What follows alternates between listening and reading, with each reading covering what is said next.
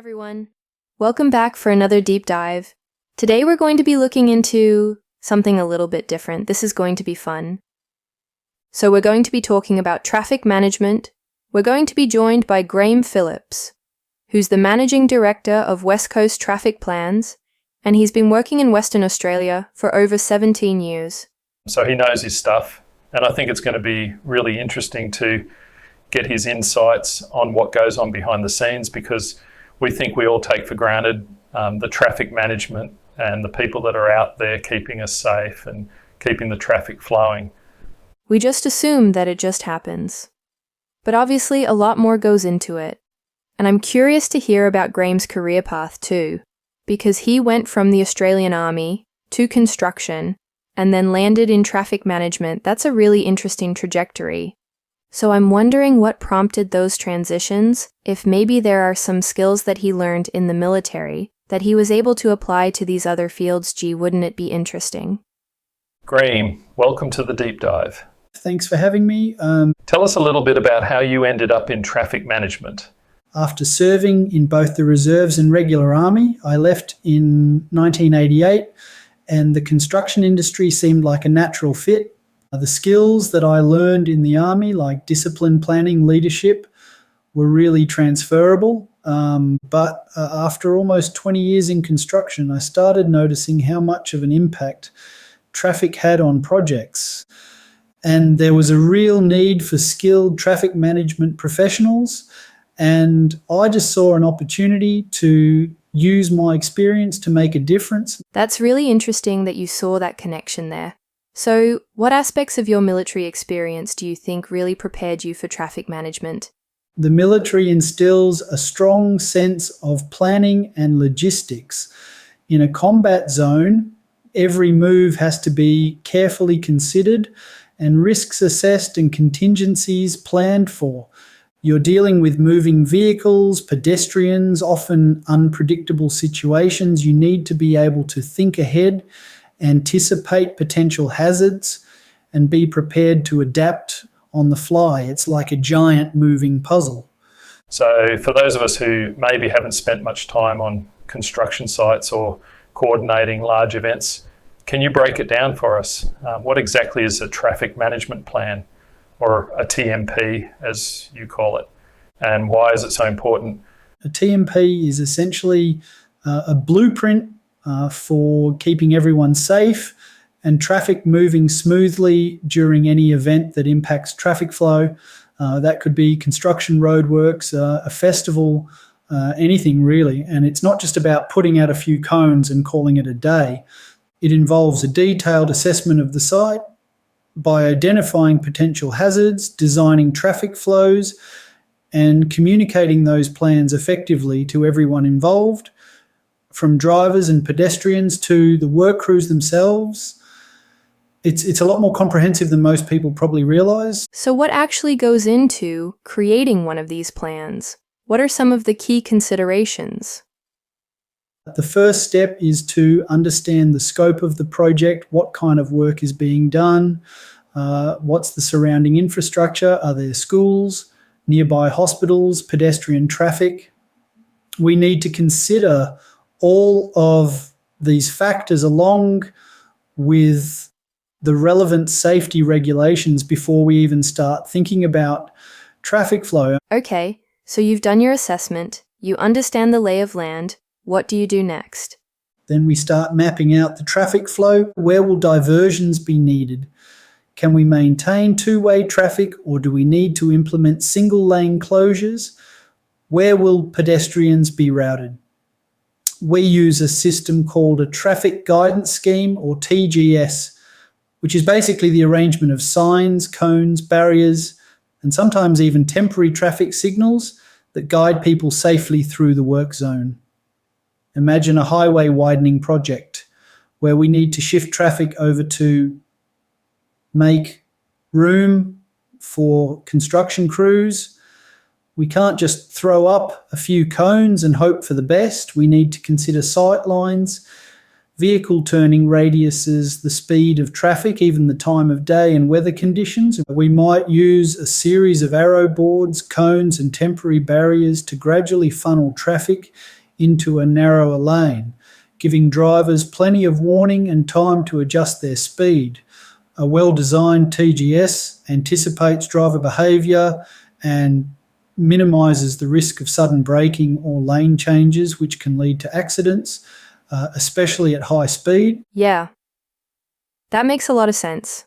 So it's like you're almost choreographing this complex dance of vehicles and people. Well, that's a great way to put it. And like any good choreography, it takes practice, experience, and constant adjustment to get it right. Absolutely. I bet there have been some times where you've had to think on your feet and come up with creative solutions to some pretty tricky situations. Can you tell us about some of the major clients and projects that you've worked with? We've handled traffic management for everything from major road upgrades and infrastructure projects to large-scale events with thousands of attendees. One project that stands out was coordinating traffic flow around a highway widening project. We had to make sure that traffic could keep moving safely while construction was happening right next to it. It involved multiple stages, diversions, constant risk assessments, and adjusting the plan as work progressed. What are some of the toughest situations you've encountered, and how did you overcome them? One of the toughest was a major gas pipeline installation project that ran through a busy urban area. We had to coordinate with a lot of different people like local businesses, residents, emergency services to minimise disruption while still making sure everyone was safe. And there were a few surprises along the way too, like unexpected utility discoveries and even the discovery of Aboriginal heritage sites.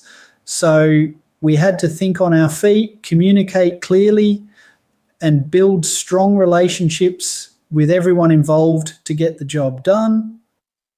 So you've been a vocal advocate for fair pay in the traffic management industry, especially regarding the Traffic Management Association of Australia, or TMAA, and their recent shift towards the BCGOA CW2 rate. Can you explain what this means for traffic controllers and why you're so passionate about this issue?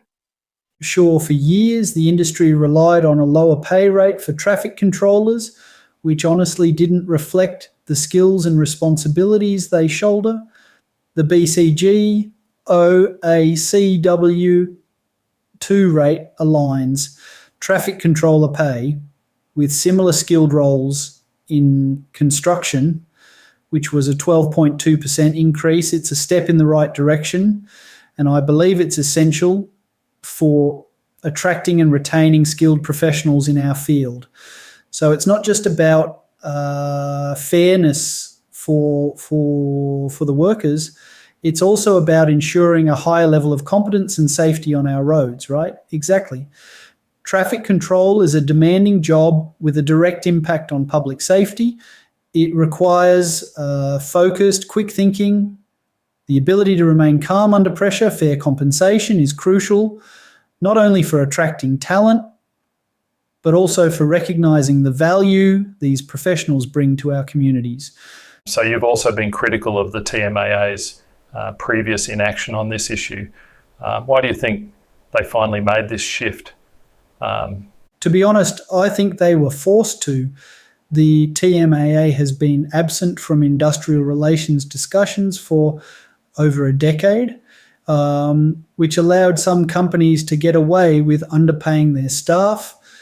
It's good to see them finally acknowledging the need for better pay and conditions in our industry. So it seems like external forces can sometimes drive positive change within an industry. Yeah, for sure. What do you think this pay increase means for the future of traffic management in Western Australia? Will it attract more people to the field? I certainly hope so. We need skilled and dedicated professionals to keep our roads safe, especially as our cities grow and traffic becomes more complex. And fair pay is a big part of that equation. It shows that we value the work these individuals do and recognise their contribution to society. Hopefully, this will encourage more people to consider a career in traffic management. Shifting gears a bit, what does the future hold for traffic management as a whole? What challenges and opportunities do you see on the horizon, Graeme? The industry is constantly evolving. We're seeing new technologies emerge, smart traffic management systems, connected vehicles that have the potential to make our roads safer and more efficient. But with those opportunities come challenges. We need to adapt our skills and training to keep up with these advancements. How do we prepare the next generation of traffic management professionals for a future that will likely be shaped by technology? Education and training are key.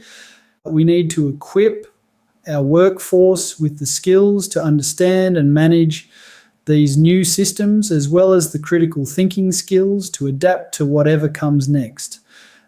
It sounds like a really dynamic field to be in right now. So, Graeme, any advice for young people considering a career in traffic management? What kind of skills and mindset would they need to thrive in this evolving landscape? Absolutely.